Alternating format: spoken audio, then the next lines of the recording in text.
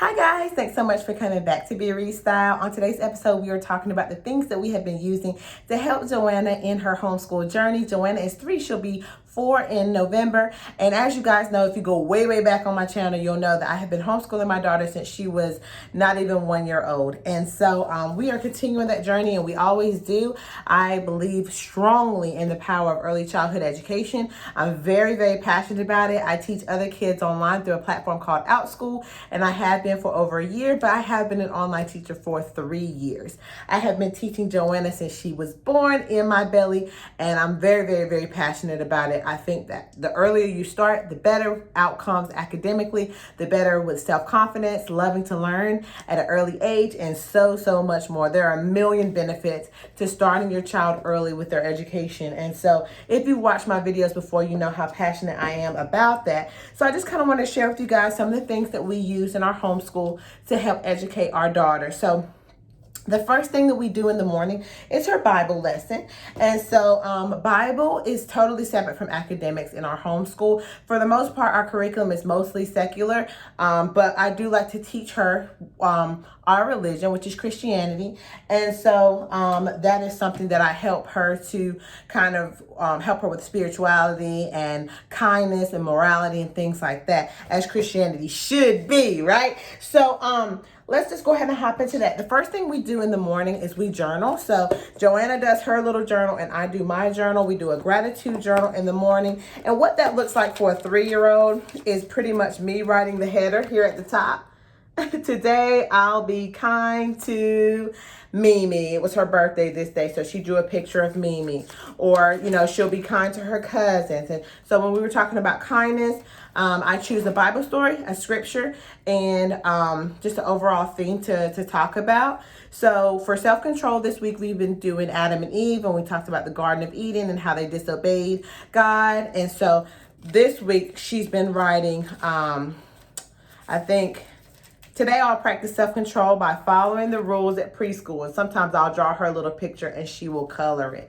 So that's just kind of getting her in the mindset of journaling, looking introspectively, and thinking about how she could be a better citizen in the world. A lot of the stories, the Bible stories that we read, are from the Tiny Truths Bible. This Bible is so cute. I love the illustrations in it. I love the company. I love their ethos. I love how simplistic the stories are.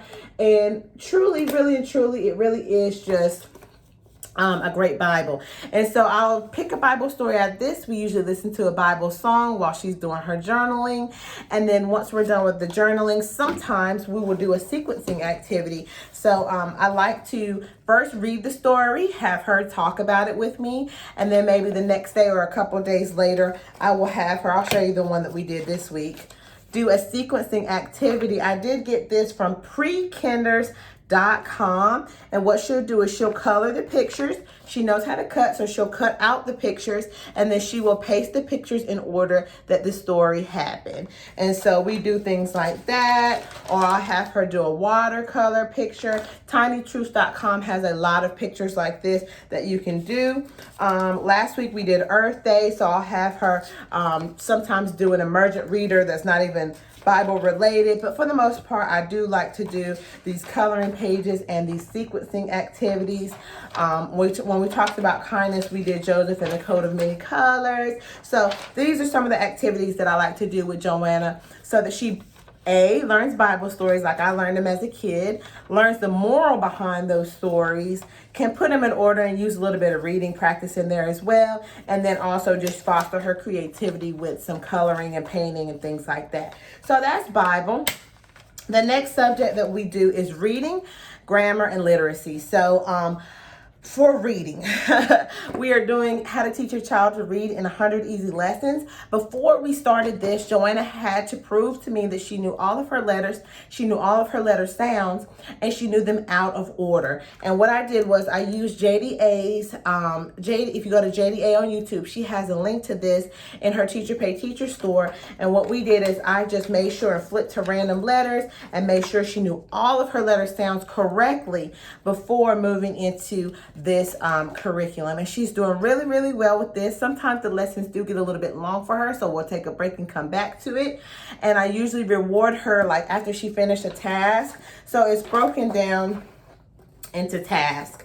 And so like task 8 is just this amount. So once she does a task, I remember when I was in kindergarten, my kindergarten teacher would give me Fruit Loops. So when she's done with the task, she gets 2 Fruit Loops and then we move on. She just loves Fruit Loops, and it's just a fun little thing to kind of incentivize her, and she likes it. And that's just old school, you know. So usually I'll also create my own worksheet. So I create these in Canva, and then I will have her say the letter sound and color. So there's just little worksheets that we do every now and again. And then I've also used some of her, I'll show you this other book that we use, and I'll just tear out the pages, and we practice phonics, phonemic awareness, and letter writing with a lot of the worksheets that I do, as well as some of the curriculum books that I'll show you here in a second. So in addition to this, we're also doing the Good and the Beautiful. So we're doing the Good and the Beautiful pre-K. We do 5 of these lessons a week. They're very short. They're very easy. She enjoys them a lot. And I'll just kind of show you the first one here. So it just has very simple letter writing. I make sure she writes it the correct way, and then she circles. There's some cutting practice in here.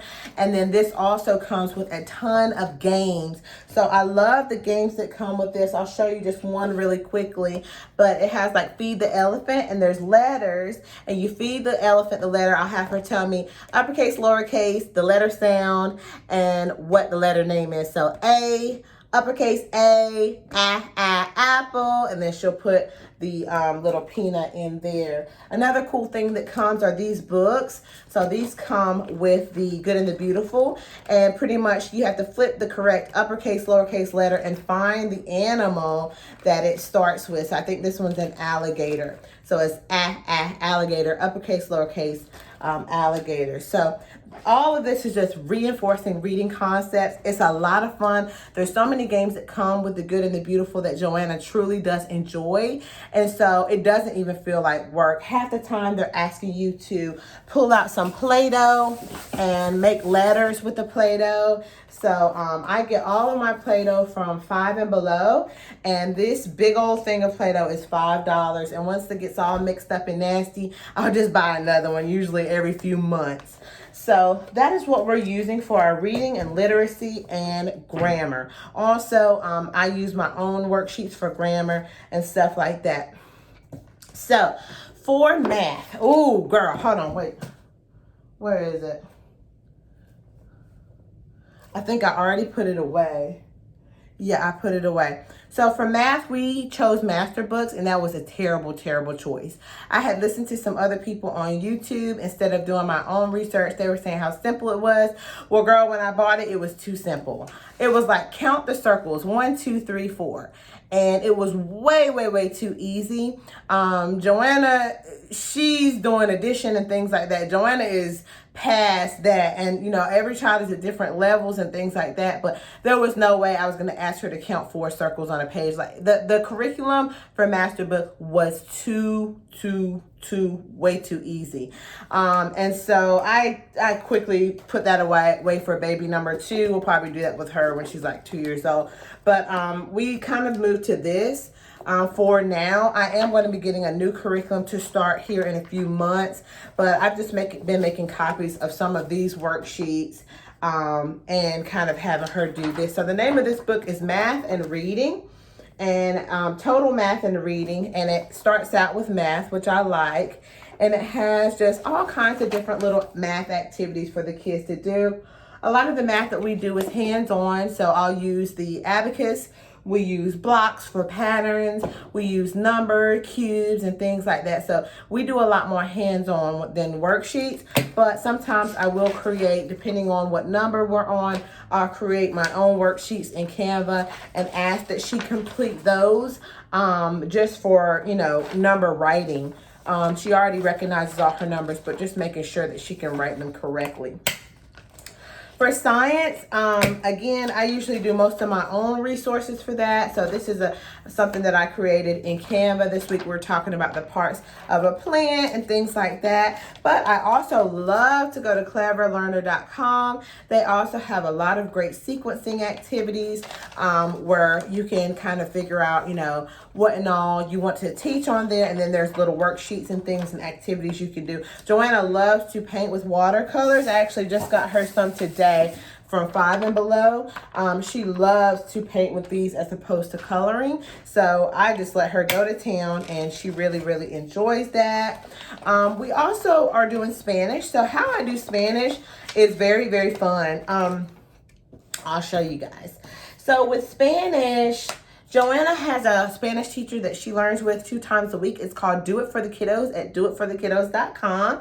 And Do It For The Kiddos is teacher Natalie. She's an incredible Spanish teacher. She's been teaching Joanna Spanish since she was 1 year old as a second language. And I know a lot of Spanish too, so I definitely wanted her to learn.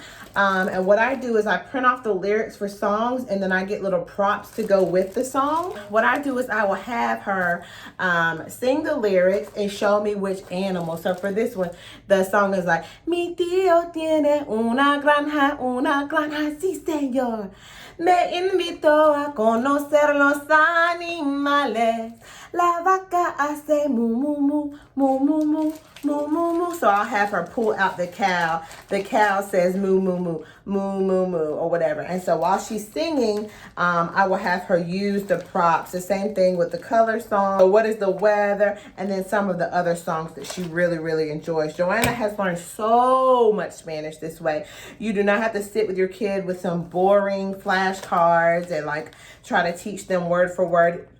Put on some music and watch how quickly your child can learn Spanish. It's amazing. So she's learned a lot of Spanish that way.